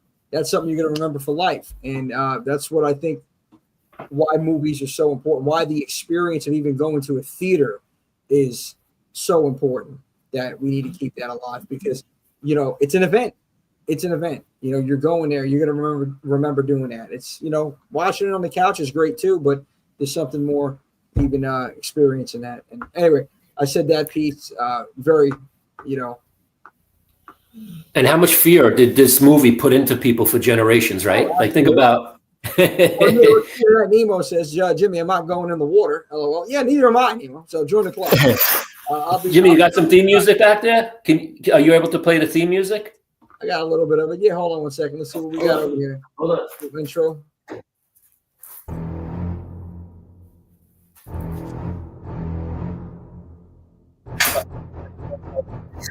There it is, John. There it is.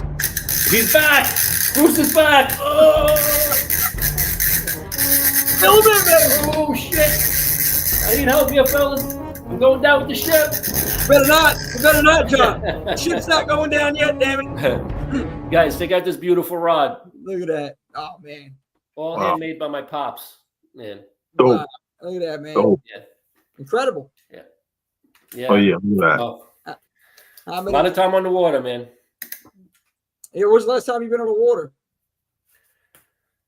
It's 1975. Yeah, man. It's When Right Jaws the came day out. after this movie came out, I hung up my rod and reel, man. I was like, oh hell no. But no, I haven't been out on the water and well, I've been on the water when I work out on Fire Island. Sometimes I have to take the ferry. But fishing wise, I haven't been out fishing in quite a while. I literally did hang up my rod and reel probably close to 2 decades ago. oh man. Because of the environmental issues and stuff and the overfishing. So I just didn't have, in good conscience, I didn't want to contribute to that. So anyway, maybe it sounds silly, but yeah, man. yeah. I mean, and I support several conservation groups. There's a nice organization called 4Ocean that goes out there and they clean the oceans, they clean the beaches and stuff. And that's much needed. Yeah, man. yeah, for Sure. sure. Yeah. So, but definitely, you know what? Send over the links, man. I'll put it in the description. Send over the links. We can pop it on the YouTube description for sure. Okay. Yeah, it's the numeral 4 and then Ocean. Yeah, it's a big organization. Yeah.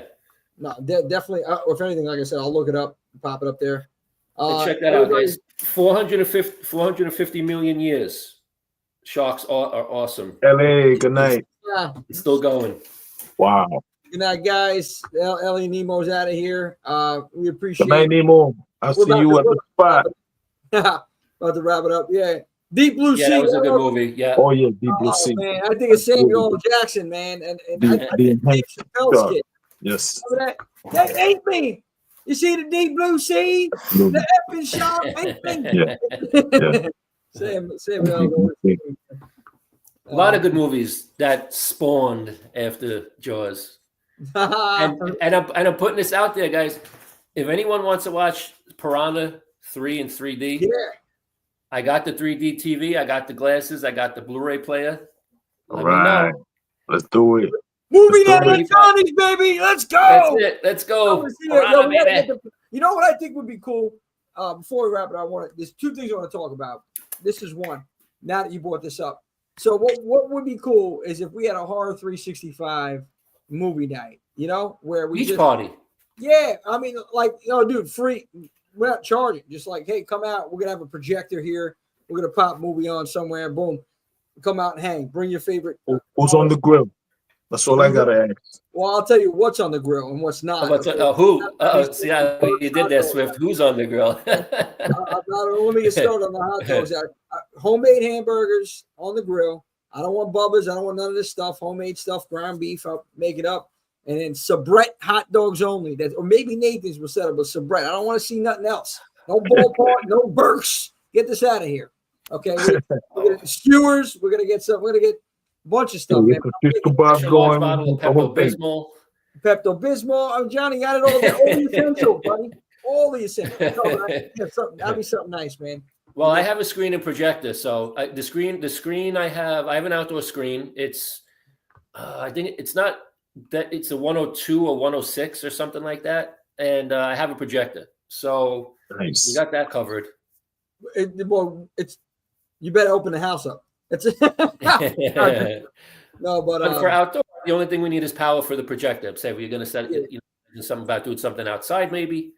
No, I'm saying, Ellie, I'm talking in person. We're not even going to go on YouTube. It's gonna be listen, there's something called Discord, man. What we talking about over here? There's something called Discord, and Horror 365 happens to have a Discord.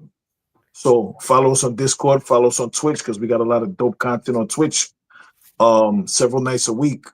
We're not only live on Wednesday nights, we're live on Tuesday nights with the video gaming. We're live on Thursdays, every other Thursday with the cosplay conversations. Check Jimmy out tomorrow on his channel, the Jimmy J Show. Plugging at Twitch also, Swift, because twitch.tv/horror_365. Check us out there. Again, there's content every single Tuesday night. Going to be going down with the gaming with the God, gaming with the Goddess of Death. It's going to be going down there. You down with God? Yeah, you know me. Come on. Like Sister Act or Mr. Act over here. God, Goddess of Death. It's going down.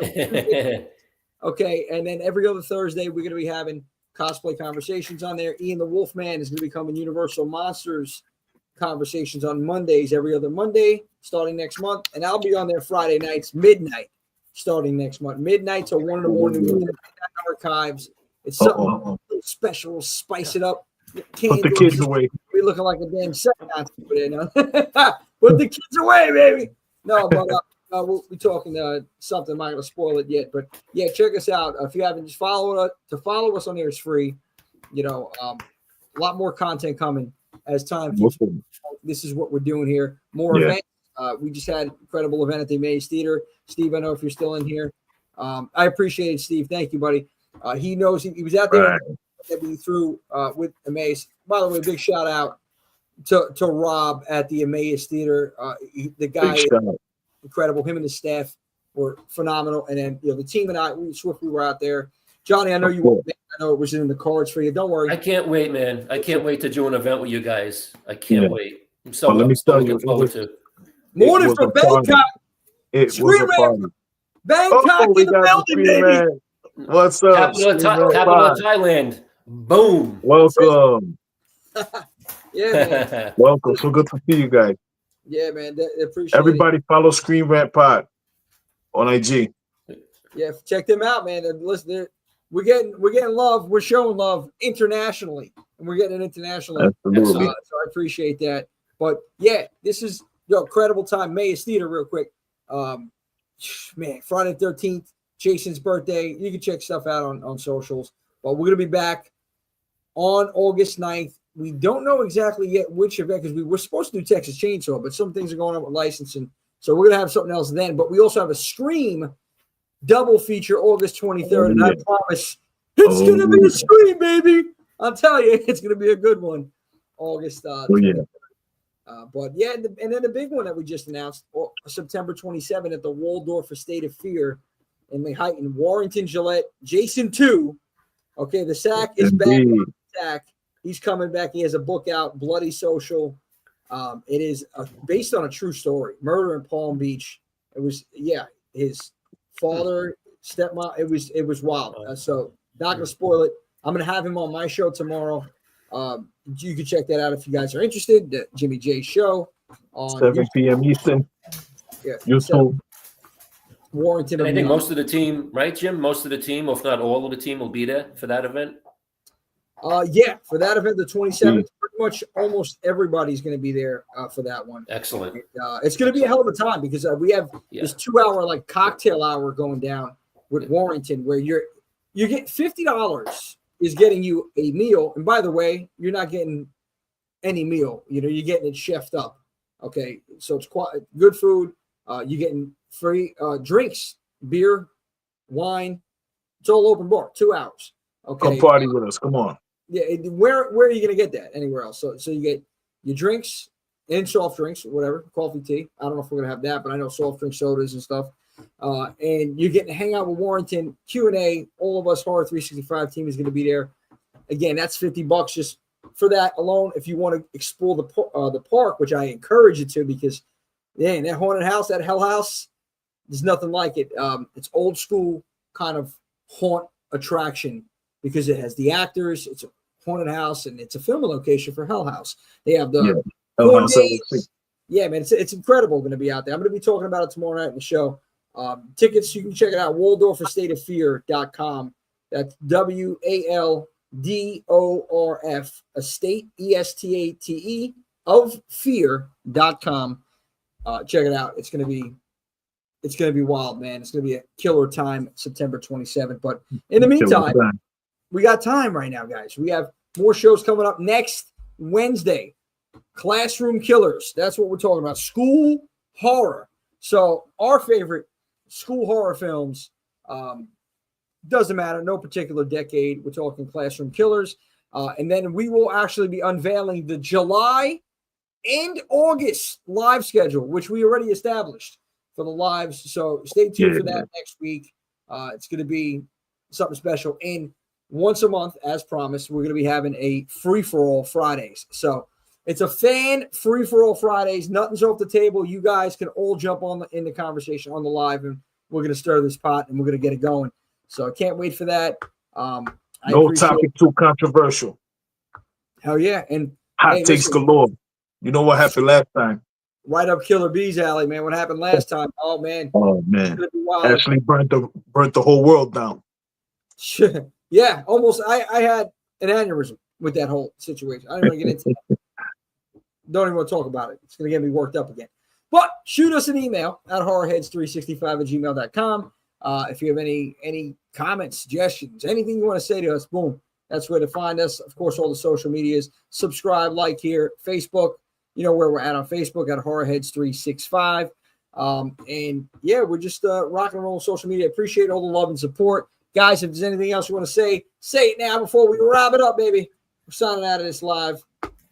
Johnny Sparks, you go first, boy.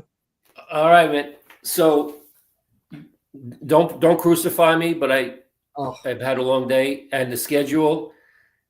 So make sure you come and check out the Cosplay Connection, a cosplay chat. We just launched that last week. And thanks for everybody coming on. Swift, Jimmy, everyone else, Ray, showing some love and support. So I think it's going to be a big part of the horror community that we're going to bring in to this. I was looking at some of the Facebook groups that I'm part of, and I've seen a lot of, even just yesterday, somebody was like, well, I want to cosplay, but I'm not sure how to get started. They didn't have the confidence. They were worried about being ridiculed. And so, I'm right there saying, well, we got a home for you. Come on board. And so, yeah. So just anybody, you get some time to jump on board. Well, come on in. You have a little nothing else going on. You want to check us out? We're gonna talk about the cosplays, the inspiration, the horrors, the characters from all the different decades. So come on and join us. Cosplay Connection every other Thursday going down. That's what it was, every other Thursday. I told you, Jimmy, it was every other Thursday. Hey, listen, that's next Thursday. We're going to be on Twitch next Thursday. On Twitch. Steve, real quick, says, I have just one question. What's your favorite? Yeah. What's your favorite? Steve, what were you saying about you said you had a 4K projector and an 800-inch screen? I noticed that before. Yeah, he said that. Steve, it looks like, right here. We're going to Steve's house. That's it. Steve, here we come, baby. Steve, we're bringing that's like an IMAX screen. What are we doing over here? Come on. Party at Steve's. Let's go. BYOS. Bring your own stuff, bring your own beer or beverages. We're going to be there at Steve's. Hooking it up. Well, yeah, that's it, John. You Swift. Floor's yours, bro. Oh, man. I just want to thank everybody for coming in here and hanging out with us on the Wednesday night. Really appreciate everybody. We appreciate all the love because you guys showed nothing but love. Positive community, man. We love you guys. Thanks for rocking out with us, and thank you for staying active in the chat. And you guys give us energy. Thank you so much. Follow us. Listen, tell your friends, right? Listen. Horror 365. They come on every Wednesday night. Come check them out. All your friends. You think like, share, subscribe. Leave some comments. Tony. Leave some comments. Let us know. Oh no, bringing the hoagies. Hoagies. Come on. Yeah. So that's funny. That's an inside joke. But yeah, leave comments. Let us know what you guys think. Let us know what you want to hear us talk about. Let us know all your thoughts. Leave comments in the comment section. Yeah, leave comments. Anybody that missed it, you missed the beginning of the live stream, they're up there, so you could go back and check them out for the beginning. Thank you guys for everything, and we just want to know what you guys think. And we're here for you guys, and we're here for the community, and to have a good time talking about horror with other people that love to talk about horror. So thank you guys. Oh, also the live events that we do. When you come out to our live events, you come out to the Amaze Theater, you're coming to a party.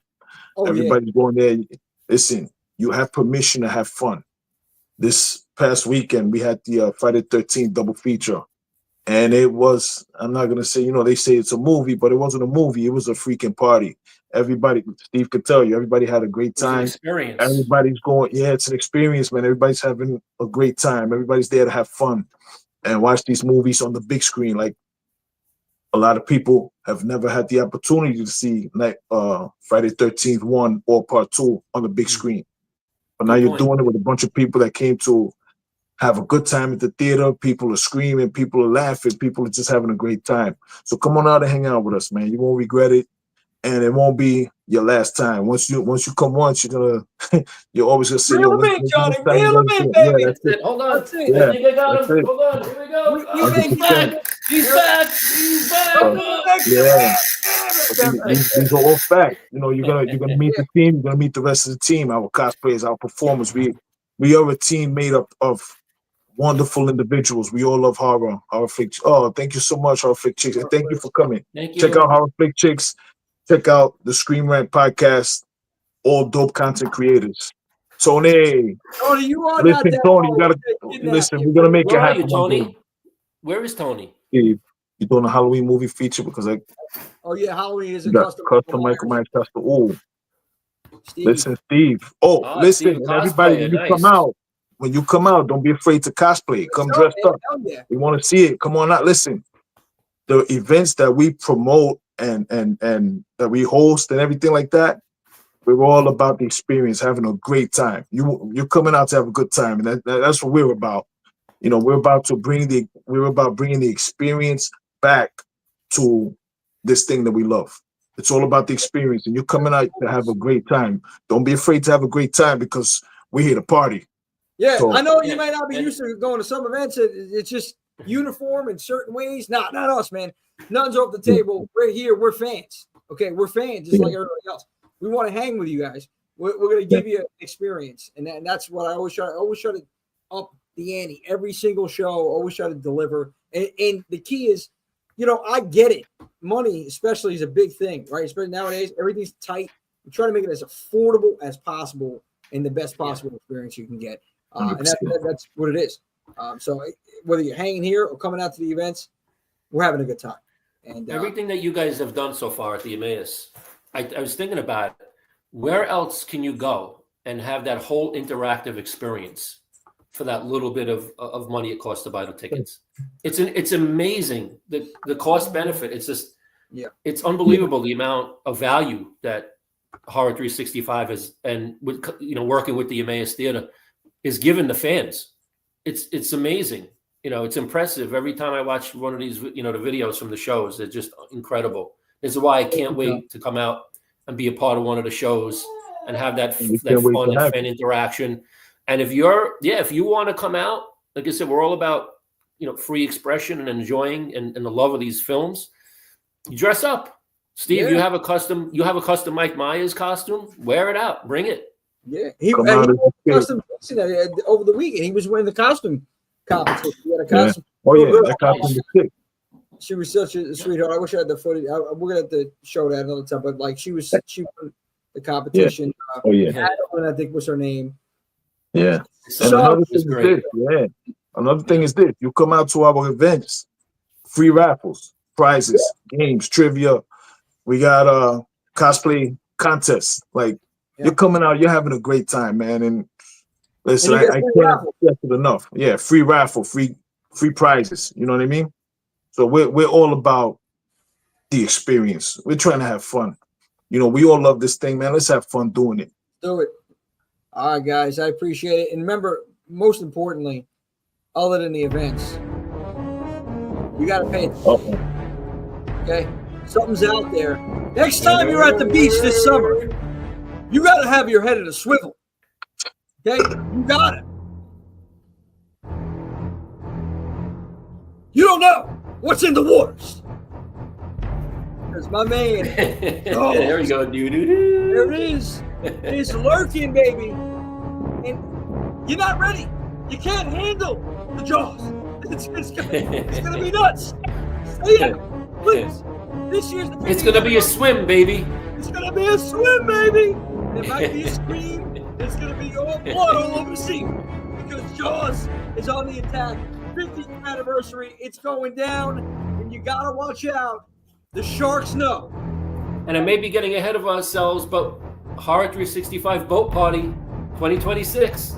Ooh. So, on that note, we'll leave that. Just saying, never know. It's out there. But he's Hey, working. listen. The cat's out of the bag. Keep that note. Mental note. In the meantime, 50th anniversary. Stay on the sand. Don't go in the water. We're going to see you next week. Classroom Killers.